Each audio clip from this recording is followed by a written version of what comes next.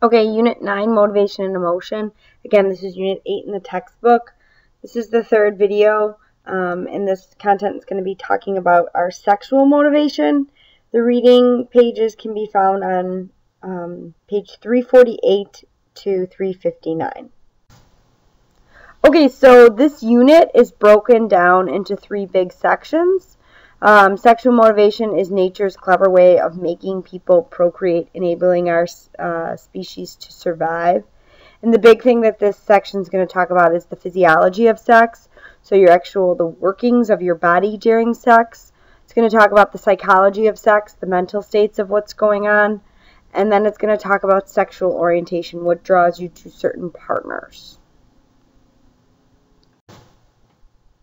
Okay, so the physiology of sex. This section is going to be specifically talking more about the biological nature of sex, what really happens to your body. The first thing it's going to talk about is the sexual response cycle. So your body goes through 4 stages right before sexual intercourse. And it's also going to be talking about the different hormones that might cause people to want to react sexually. Okay, so this is known as the human sexual response cycle. So Masters and Johnson actually asked for volunteers who, for a series of time, would actively go through sexual intercourse, and they had to describe and they were analyzed and they were observed what was taking place with their body at this point in time. What they found out was people go through 4 stages. So you do need to know the 4 different stages that your body is going to go through, and you should know a description of what's taking place. First stage that your body is going to go through is the excitement stage. The genitals usually become engorged with blood, so the penis and the vagina usually become engorged. The vagina also expands and secretes a lubricant, and then the penis enlarges. So that's kind of the first stage. Second stage is the plateau. Excitement peaks as breathing, your pulse, and blood pressure rates continue to increase. The penis becomes fully engorged, and some fluid containing sperm are released at the tip. The book also pointed out it releases enough sperm during this point in time for conception to take place. The vaginal secretion continues to increase also at this point in time. Then the release of an orgasm takes place. There's contraction all over the body, an increase in breathing, pulse, and blood pressure. There's usually a sexual release. A woman's arousal and orgasm facilitate conception by positioning the uterus to receive sperm, and it actually draws the sperm in. And then after the orgasm, you're going to go through the resolution period. The engorged genitals release the blood, so blood flows back throughout the body. Males usually go through a refractory phase, which is longer than females, which you're incapable of another orgasm sometimes for a few hours to a day. And then women resolve slower, and they are able to bounce back quicker. So their refractory phase tends to be quicker. Another thing you need to know besides the cycle is you need to know the different hormones and sexual behavior. Sex hormones affect the development of sexual characteristics, and especially in animals, activate sexual behavior. So the males, their big hormones is testosterone, which is going to influence, their procreation. They do have small amounts of estrogen, and then the females, the ovaries and the adrenal glands help create estrogen. That's the big female hormone, and we do, as females, have a small amount of testosterone as well.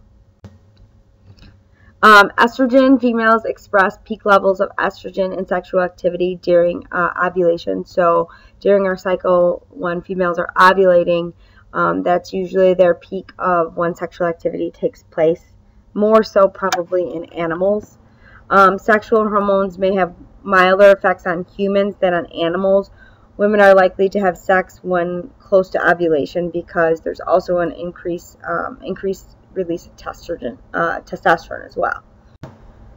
Testosterone for males, levels of testosterone remain relatively consistent in males, so it's difficult to manipulate and activate sexual behavior. There's no specific time in the month when they're more active in releasing testosterone, so it's really kind of hard to indicate when at a certain time period they are more prone to increased sexual behavior. Okay, the next section of the video notes is looking at the psychology of sex, so this is more the mental stuff that's going on. Hunger, which we looked at in the last video, hunger and sex are different sorts of motivation. Hunger responds to a need, and if we don't eat, we die. Okay, in that sense, sex is not necessarily a need that if we don't get it, we're going to die, because if we don't have sex, we do not die. However, both are impacted by internal and external factors in life. So we talked about before, external factors for hunger could be things like your friends you hang out with, the time of day, and then internal are things going to be more internally what's going on in your mind. Why is that causing you to eat a certain food? So again, we're looking at biopsychosocial, biological, our influences that we just talked about that cause us to want to have sex, our sexual maturity, our hormones, our sexual orientation. Okay, the mental stuff we're going to talk about, the psychological stuff, is exposure to stimulating conditions, sexual fantasies. And then the last part that's going to influence our sexual drive is going to be our the social part, our family, our religious aspects, personal values, and cultural expectations. So this section is going to look at the psychology. Specifically, the next two slides are going to talk about external stimuli for us and internal stimuli.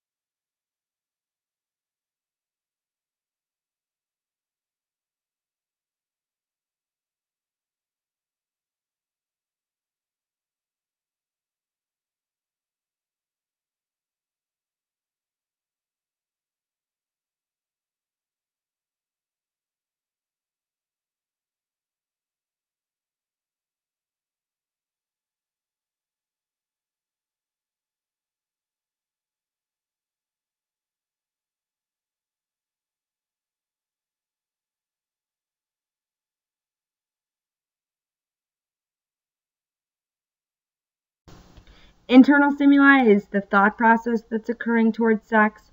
Stimuli inside our head, the brain creates an imagination that can influence our arousal and desires. 95% of males and females, they say, report have sexual fantasies. So a big part of what's driving us to be sexually maybe aroused is what's going on in the brain. Another section we're going to look at under sexual motivation is adolescent sexuality. When individuals reach adolescence, their sexual behavior develops. However, there's huge cultural differences in when sexual activity really takes place. Girls surveyed before the 1900s reported that 3% had sexual intercourse before the age of 18 years old. So that was a pretty low amount. Girls surveyed in 2005 reported that 47% of high school students had sexual intercourse. And this is pretty much just looking at girls' rates. Okay, so we noticed in the last 100 years, the numbers pretty much surpassed about 50% of what it had before. Sexual promiscuity in modern Western cultures is greater than in Arab countries and other Asian countries. So sexual activity is much higher in the Western cultures, America, Latin America, than it is in Arab and Asian countries. They also found that sex during teen years is often unprotected, leading to risks of pregnancy and sexually transmitted diseases. So in the next couple slides, we'll talk about pregnancy, teen pregnancy, and also sexually transmitted diseases. Teen pregnancy is a huge factor in the United States. American teens have higher rates of teen pregnancy, and researchers believe it's because of the following couple reasons. Ignorance. Teens don't have enough knowledge about sex and sexual health.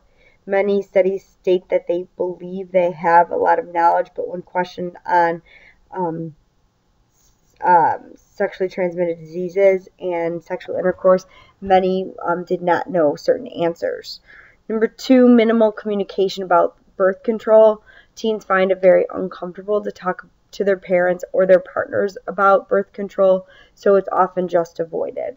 Guilt. In one survey, 72% of sexually active 12 to 17-year-olds regret having sex, but they felt it was pressure, so they kind of just went with the pressure and had sex.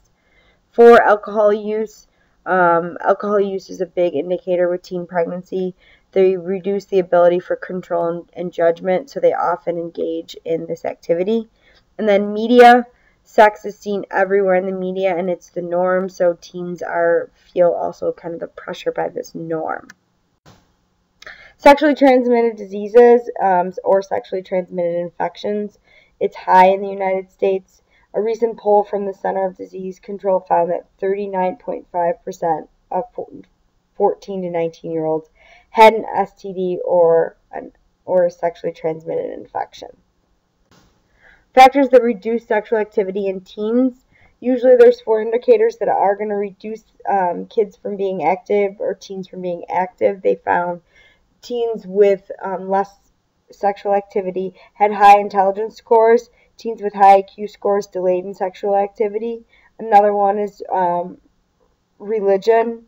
Religious teens and adults often reserve from sex for a marital commitment. 3, kids who had or teens that had a father's absence from home can contribute to higher teen sexual activity.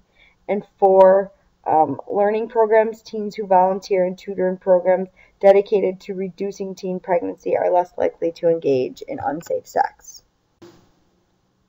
The last section of the book is looking at sexual orientation. Sexual orientation refers to a person's preference for emotional and sexual relationship with individuals of the same sex, the other sex, and either sex. So again, homosexual is when you usually are attracted to the same sex.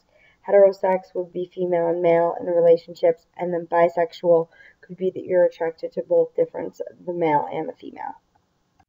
Okay, to recap, it looked at the physiology of sex, talked about the body in terms of the cycle and the hormones, talked about the psychology of sex, the pressure of internal and external factors for sexual intercourse.